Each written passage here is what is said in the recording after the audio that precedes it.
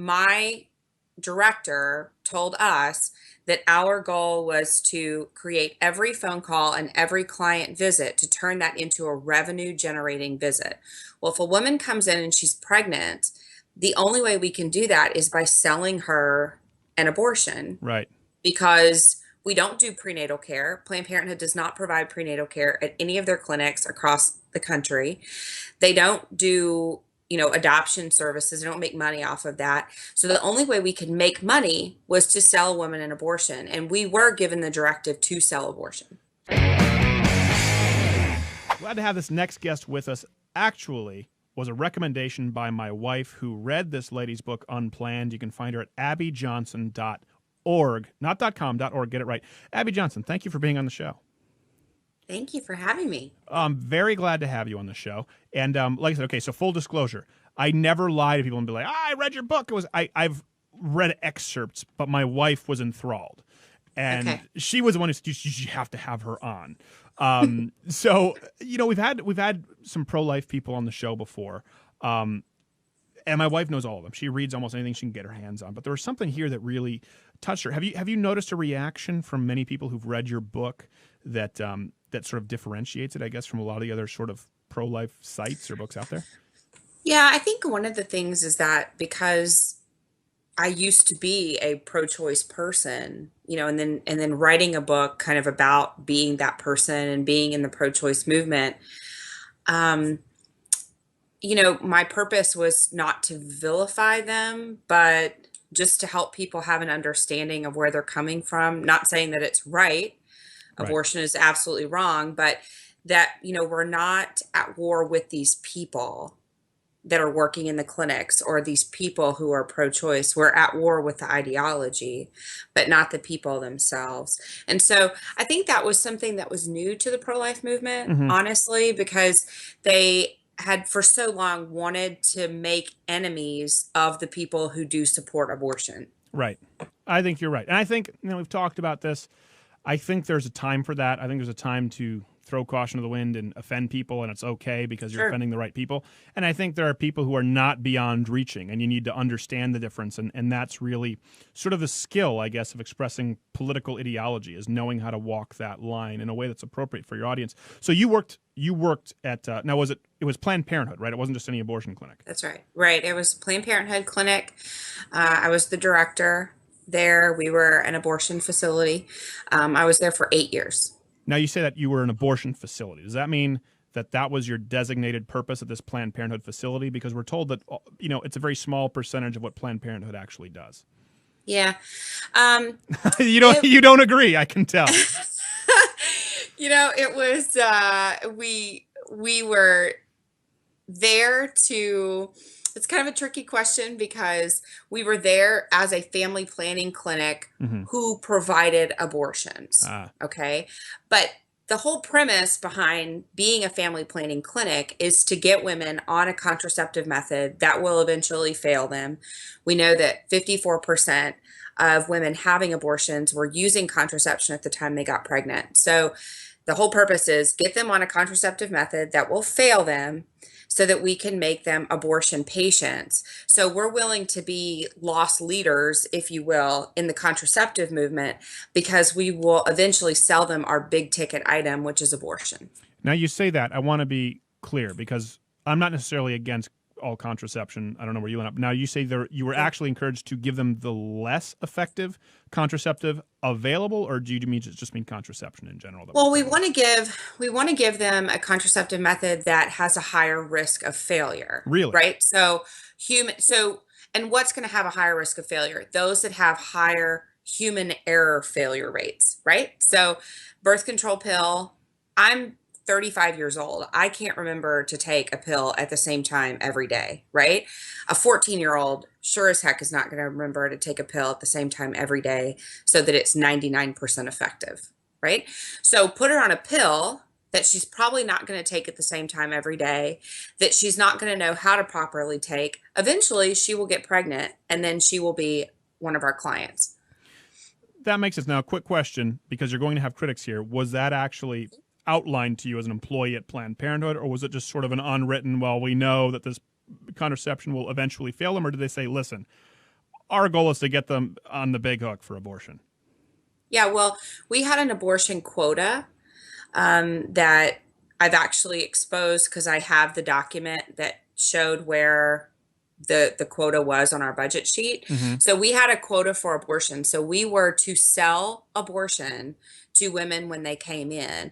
Over 90% of pregnant women who enter Planned Parenthood will have an abortion. So Wait, what was that number? over 90%. Over 90% of women who walk in through the doors will have an abortion. Pregnant women. Pregnant women. Who Okay. walk, yeah. So the idea that they're there to offer options or referrals for other services is just a farce, because my director told us that our goal was to create every phone call and every client visit to turn that into a revenue generating visit. Well, if a woman comes in and she's pregnant, the only way we can do that is by selling her an abortion. Right. Because we don't do prenatal care. Planned Parenthood does not provide prenatal care at any of their clinics across the country. They don't do, adoption services. They don't make money off of that. So the only way we could make money was to sell a woman an abortion. And we were given the directive to sell abortion. So it's the Glengarry Glen Ross of dead babies. ABC always be closing. That was That's given right. from the top down. Not to make abortion jokes, but we have to actually. Otherwise, I get horribly uncomfortable with serious topics. Yeah. You knew what you were getting into. I got it. This Yeah, program. I follow you. Yeah. No, that's exactly it. And I talked about that with Planned Parenthood, their website. The highest quality health services at the lowest possible prices. This was the first video I ever did that went, semi-viral. I think at the time it maybe got 30,000 plays. And we did Crazy Pete's Abortion Barn. And it was Planned Parenthood as a dirty used car salesman. Because I thought back then, not knowing what you're saying now, that it just seemed like scummy, greasy, dirty car salesman. And you're telling me that behind the scenes, that was the goal. Abortion quotas. And it sounds terrible. And people are like, well, how are you making light? Using humor is not making light of a situation. It's shining a light on the situation. I mean, how else do you, abortion quotas? It's so laughable. It's horrifying. Right. I can't believe that they actually gave that to you as a directive. Okay, we'll come back here from this break. Because I want to talk about your turning point. And that's what my wife and I talked about for a long time. Louder with Crowder, abbyjohnson.org. Stay tuned. Back with Abby Johnson, abbyjohnson.com, of the book Unplanned. Listen, my wife loves this book. And she talked about something, Abby, to get a little serious here. She talks about your turning point. I don't want to give anything away for the listener, but you pinpointed it to a very specific moment, which I thought was pretty impactful. You want to talk about that? Yeah. So after working there for 8 years, I was the director, so I wasn't, in the room very often for medical procedures or anything like that. We had a visiting physician come in from out of town who was performing abortions at my facility. Planned Parenthood's protocol and the National Abortion Federation, their protocol for abortion is that it be done in a blind manner. So they have a suction tube that's hooked up to the machine, and Right. they just blindly poke around inside the woman's uterus until they think they have enough tissue in a jar. So that was the way that I knew abortion to be performed day in and day out. But this doctor actually used an ultrasound at his own practice during the abortion so that he could see what was taking place inside the woman's womb, because shockingly enough, it is safer if a doctor can see what he's doing while he's performing surgery, right? So, but that was I don't know that I agree with the premise, but continue. so that was something I never really thought about before. So he said that, if time permitted, that he would have me come in so I could assist. My job during the abortion was to hold the ultrasound probe on the woman's abdomen so that he could see what was going on during the abortion. And I watched a 13-week-old baby fight and struggle for his life during that abortion procedure. And I knew then that I had been lied to. I knew that because of that, I had in turn lied to thousands of women who had come through my facility. I estimate that I helped to provide about 20,000 abortions during my time with Planned Parenthood. So I knew I had to get out. I knew I had to leave. And that was when I made the decision to quit. How soon did that occur after that moment with the ultrasound? I left about a week Really? later. Okay. So it was. Sometimes people will go back and they go, oh, I had my sort of come to Jesus moment, and you realize, well, it didn't really happen. So this was literally within the week you were gone. Yeah. And I didn't want to leave my job because I made a ton of money at Oh, Planned sure. Parenthood and all of my friends were there. So I didn't want to leave. I was trying really hard to make it okay in my mind, what I had seen. Sure. But after a week, I was just like, I can't do it. I can't make this right in my mind. Are you still friends with any of them? No, no, no, they testified against me in court, actually. So we don't really talk anymore. Yeah, that can kind of put a damper on the whole friendship. Yeah. Now, Yeah. how did they testify against you? What was it? So, They, well, 3 weeks after I left Planned Parenthood, they took me to court and they were concerned that I was going to share proprietary information about the organization, which that was a reasonable concern for them I since that can, is yeah. what Let's I do. be honest Yeah, here. let's be honest. Yeah, that was a concern. Um, but you can't sue somebody for becoming pro-life, and I had never signed any sort of confidentiality statement while working there, so they lost, and that's it. Well, even then, though, it would seem in most cases, and you can tell me I'm out of line here. Friends, people who are your friends, you develop these strong relationships. Generally speaking, if it comes down to siding with a corporation or an organization or a friend, they would side with the friend. So, what do you think was such a strong pull that they decided to support Planned Parenthood, the organization, to come against you, Abby, the person, in court? Yeah, I think money. I think they were concerned about losing their job. Um, they were higher level employees with Planned Parenthood, so I think that was certainly a concern. I mean, they didn't know that this would happen, but after they testified against me, they actually got fired. So, it might have been different if they would have been able to see ahead to that. But Why were they um, fired? I don't know. It's because they were Just crappy know that- witnesses? I guess so. Yeah. That's a Yeah. weird reason to be fired, but I'm glad they were. I'm not contesting it, but that's a weird reason to be fired. No, no, no, no. I know. I mean, I'm glad that they were fired too. But The problem is, I mean, yeah. it just gets replaced. So let me ask you this: when you see, I've talked about this with my producer actually, who's not here right now, Fundip, who is liberal socially but incredibly pro-life. When you see the political football being played with the issue of abortion, and Planned Parenthood comes in the news, I mean, right? The defense is always from the left. No, no, no, no, no, no, no. It's not about abortions. They provide health care to millions of women in this country who would otherwise never be able to afford it. The right is this is their anti-woman sexist crusade. What do you think when you hear that?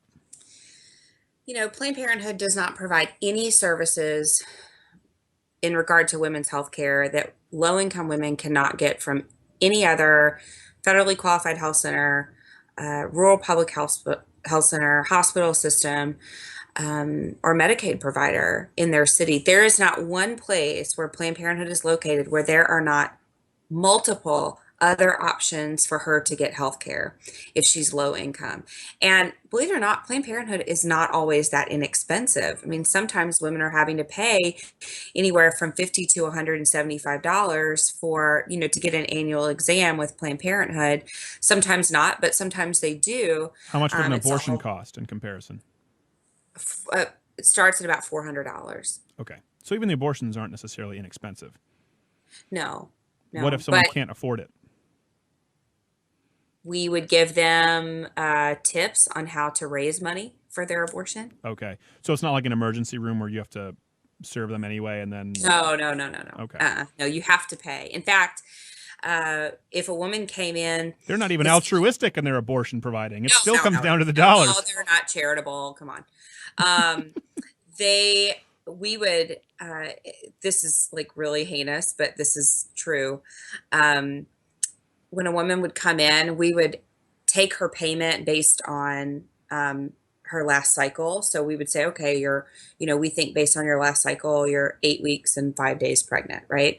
Well, if we got them back to the room for their abortion and we did the ultrasound and we found that they were actually, let's say 10 weeks and 1 day pregnant, well, there's a price difference between 8 weeks and 10 weeks, $100 price difference. So somebody, usually the last person hired, would be tasked to go into the room while the woman's on the table and say, "Hey, you're a little bit further along than what we thought you were, so we're going to need to collect $100 extra before we can start your abortion procedure." Holy And then crap. we would be like, "Is it down in your purse? Do you want me to grab it for you? Or does your boyfriend have it out front? Or how do you want to take care of that?" I've been hustled in the streets of New York more politely. Yeah. Literally. For a bag Yeah. of M&Ms. I'm not joking. That's a true story. It Yeah. cost $2 for a package. I ended up losing $20, but I had 5 bags of M&Ms, so I guess it ended up There you go. okay. Yeah. My cousins never let me forget it. That is unbelievable. So, okay. So it's all, again, Glengarry Glen Ross. It's all about the upsell, right? It's like, do you want the large popcorn? Pay an extra $100 for your abortion. Now, where do you line up politically for those listening? Were you to the left before, and did you shift your whole political ideology, or just in the life issue? I was definitely as left could be when I worked at Planned Parenthood. Right. Um, it was funny when I first started getting calls about doing media interviews, and I got a call to go on Bill O'Reilly's show, and I called my Uh-oh. parents who are very conservative, and I was like, "Oh my gosh, I'm going to go on Fox News," and my mom was like, "You hate Fox News," and I was like, "Yeah, I think maybe I'm going to start watching it now." But it wasn't. A lot of things changed in my life, so. I'm probably too liberal for most conservatives. I'm too conservative for most liberals. I follow a consistent life ethic. So I'm against the death penalty, against abortion, against assisted suicide. So Okay. that kind of has me fall in the middle. Okay, that makes sense. So then you would have a better perspective as someone who is pro-life. I do say this, though. Since you're pro-life, would you agree with me? I say, listen, there are open-handed issues, there are closed-handed issues. I could vote for a Democrat in a local election because there are pro-life Democrats in a local election who don't, they don't have the control to increase the size of the federal government, and local municipalities have the right to do public schools. That's within their right. Sure. But I do think that if you are pro-life, if you believe that is a life, it precludes you from supporting the Democrat platform in a national election. Am I out of line? No, I think you're absolutely right because, you're right. The state and local elections. I have, I have pro-life Democrat friends who, Sure. I'd happily vote for. But when it comes to, a federal election, national election, I hate it. I wish it wasn't that way. I wish it wasn't such a party issue, but no, you've got the Democratic Party who's trying to take God out of their platform, who is trying to make abortion one of the top, issues in their platform. How can you? It's women's health. Careful with your language now. Right. I'm sorry. Women's health. Don't make me be sexist and correct your self-loathing womanness. But now we have a new push. Like in Washington D.C., there's these clinics called Carafem, and they are Oh, I saw them. The abortion spa. Abortion. Yeah. Yeah. Absolutely. Yeah, I know. They were like, they're abortion. like, abortion, yeah, we do that. They're Yes. not trying to hide behind that. That showed at the disgusting broads drinking tea, talking about their Yeah. uteruses. Yeah. Which, by the way, I don't really want to talk about uteruses, even if it is non-abortion related. I think that makes me sexist, but just a personal opinion. I don't necessarily It's okay. want to. Nah. It's okay. You're a guy. I don't want to talk about Talk uterus. about uteruses either, so it's okay. I don't think you particularly want to talk about my scrotum. I think it's fair. I don't. That is fair. That is fair. But I do think I'm entitled to an opinion. For example, I'm sure you have very impassioned opinions on scrotums. Okay, well, that's okay. You don't have to, but it's your right. This will never make air. This will But never if I make. wanted to, I could. Well, that's one thing that really bothers me, right? No uterus, no opinion. It's not about your uterus. It's about that life. It's about that baby. And this is one thing where they go, well, Republicans want to tell you what you can do with your body. In no other instance, none, does the Republican Party platform. You might have some individuals, like Dick Morris in your feet or something like that, but no actual Republican platform has an interest in a lady's body in any other facet aside from when it has to do with that life. They don't want to have an opinion on whether you can buy contraception, whether you can shave your legs, whether you can work it. None of it. Shouldn't You that know, show people that it's not really about taking your well, to body? be perfectly honest, the Republican Party is not really interested in what you're doing with your body. We're more interested in what you're doing with the body of the innocent person that's in your womb. Exactly. That's what we're interested in. You can do whatever you want to with your body. You can go pierce it up. You can get a bunch of tattoos, do whatever you want. But Does you Planned are Parenthood not do allowed, piercings? huh? Does Planned Parenthood do piercings? Never mind. Don't answer that. We have to go to a break, but I'll bring you right back. Okay. Abby Johnson, abbyjohnson.com. Stay tuned. Back with Abby Johnson. I'm surprised she stayed after all of that nether region talk beforehand, but you have to talk about it when you're dealing with abortion. I mean, feminists are so ugly in their language Yeah. right now. And the truth is, you have people out there like Patricia Heaton. You have people who are genuinely strong women who support women in selling their personalities, in putting on display their talents and their skills as opposed to their body. And there really is a tie-in between the abortion issue and what we sort of call third wave feminism. Have you noticed now, I guess sort of being more middle of the road, the pushback on this authoritarian feminism that you see from people at Planned Parenthood and CareFem, those kinds of campaigns? Yeah, I think so. I mean, I think we're seeing a lot, kind of this idea of like new feminism. We're seeing a push in that, and that's really exciting actually. I mean, I have some friends that are pro-choice writers, and they have told me, Abby, if there's one thing that's going to flip this abortion movement on its head, it's going to be when women really embrace this idea of new feminism, Mm-hmm. that women don't have to choose between being a mom and having a career, right? We can have both, and Right. that we're not just breeders, that we have more to contribute to society than just our ability to have children, which is amazing. But we're not just But that, no right? We're one not thinks of just you mom. that. I'll tell you something. Men don't think of you that way at all, particularly I the know. pro-life men who tend to respect women much more. Listen, a pro-life man doesn't get to check out and say, sorry, sweetheart, go have it sucked down a tube. They have to assume responsibility for that woman. So Right. I'm just saying it, not to derail the conversation, but I have tons of guy friends. Never once does a conversation go, hey, now that the women are wrong, they're going, aren't you just so glad that we have a bunch of walking uteruses waiting on us hand and foot to make sandwich? It never comes up. So, and I think there's been actually, just like there's been more racial division in this country, there's been more gender, sexual division, I think, than ever, because there's a rejection of this from these supposed men's rights activists, which are kind of silly too, and this third wave feminism. And it sounds like you, maybe even some pro-choice friends that you have, are somewhere in the middle where you can find reason. Yeah, and they hate it. Honestly, Yeah. they hate that this idea of new feminism makes sense, this pro-life feminism. They hate that that makes sense to them because it completely goes against the traditional feminist model, right? That Right.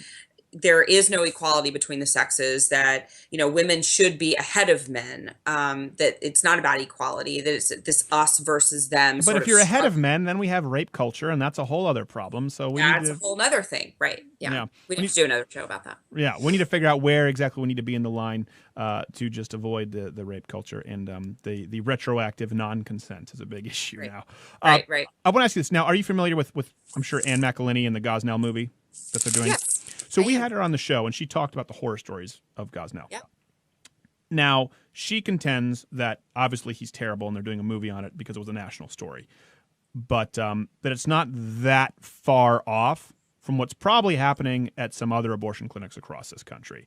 Now, we're not talking about the sanitary conditions, but how far along the trail they actually do abortions, how it's just a chop, shop, boom, in and out.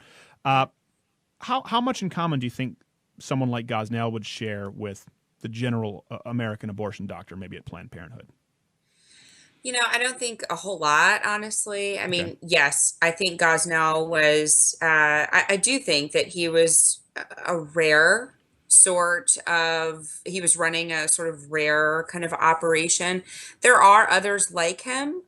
We know that Douglas Carpin in Houston, who's no longer practicing as an abortionist, we know that he was doing the same sorts of things. We know that Pendergraph is doing those sorts of things. Carhart, it's these later term abortionists, those that are willing to do abortions into the third trimester. Because let's be honest, I mean, if you're willing to do abortions into the third trimester, you're probably kind of shaky on morality in the first place. But not to So, people like Elizabeth Warren.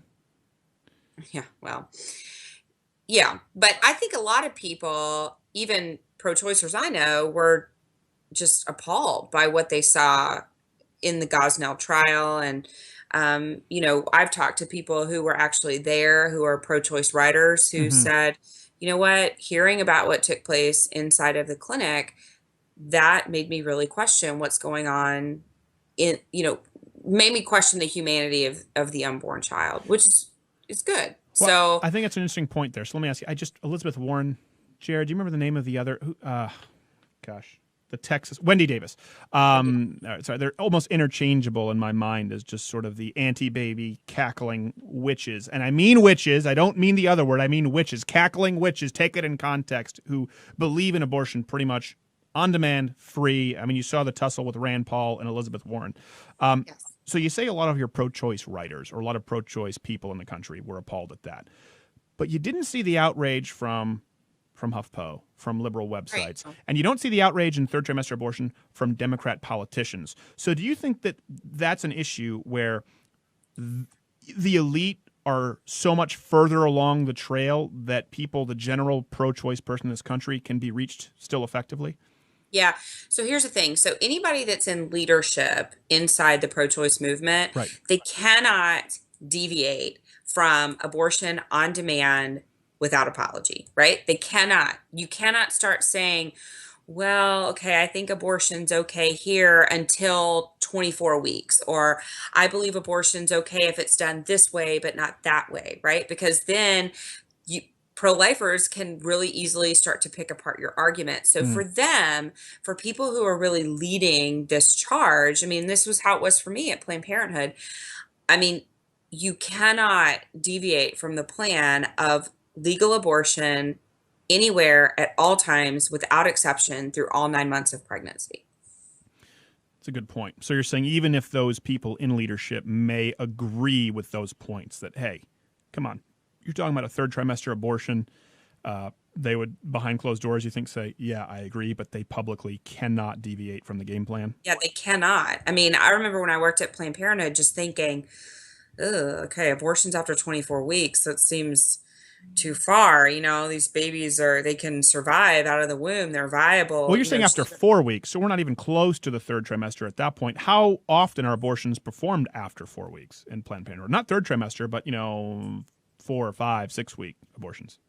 Well, so most abortions are performed before 12 weeks. Right. So there's in the first trimester. So the overwhelming majority of abortions are performed in the first trimester. Mm-hmm. So I was saying, I meant first month. My apologies. Yeah, I was going. No, I got it. So then, then there's a drop into second trimester abortions. And then there's an even more significant drop into third trimester abortions. Sure. So, you're looking at maybe, we think maybe about 20,000 babies are aborted in the third trimester in the United States every year. That's still shocking. I mean, it's a lot. Yeah, no, it's a lot. I mean, that's a point where there's really no scientific debate as to whether it's potentially viable, as to whether it's an individual, as to whether they have nerve endings. There's no scientific debate at that point. No. So here's my point. So, and I've always said this, I think that with abortion, sort of the Oprah soundbite is it's ultimately sacrifice at the altar of self. It's personal convenience, personal happiness is more important than this life.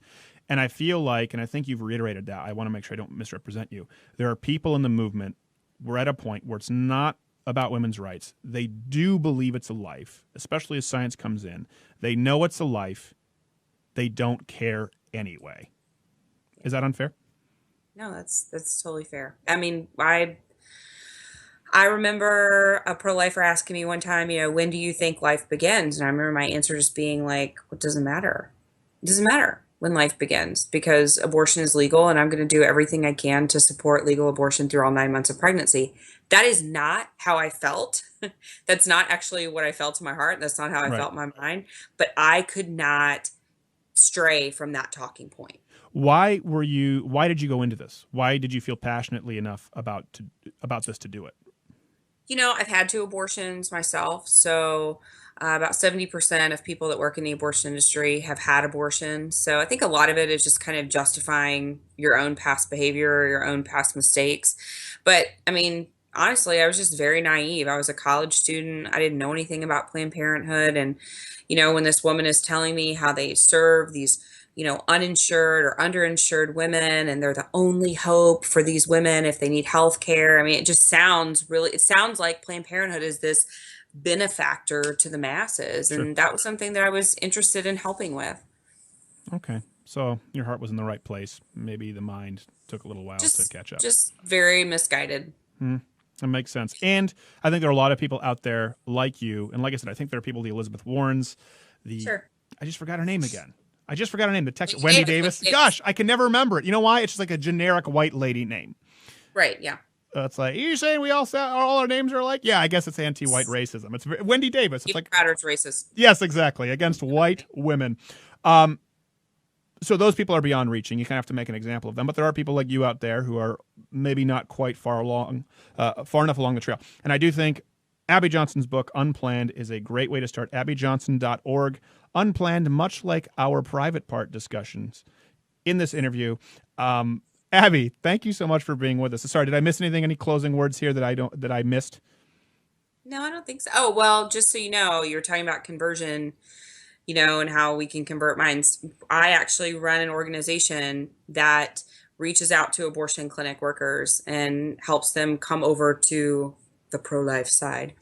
And we've had 160 workers come to us. So there are a lot of people who are working in these clinics, who want to leave, who are looking for an excuse to leave, and they just need a hand. They just need a hand up so that they can get out. And that's what we've been able to provide. And 160 of those workers, 6 of them were abortionists that are now no longer performing abortions. So it can happen. Okay. Well, thank you, Abby. But you must go peddle your anti-woman sexist propaganda elsewhere. AbbyJohnson.org. Yes. You must go. Thanks for being with us. Stay tuned to Louder with Crowder. More after we keep the lights on with these sponsors. If you enjoyed this video, congratulations. You stumbled into the dark corner of the internet that wasn't plastered with breasts. And you could subscribe by clicking my face or watching one of these videos next to me. Do they or do they not have breasts? I don't know. We better click.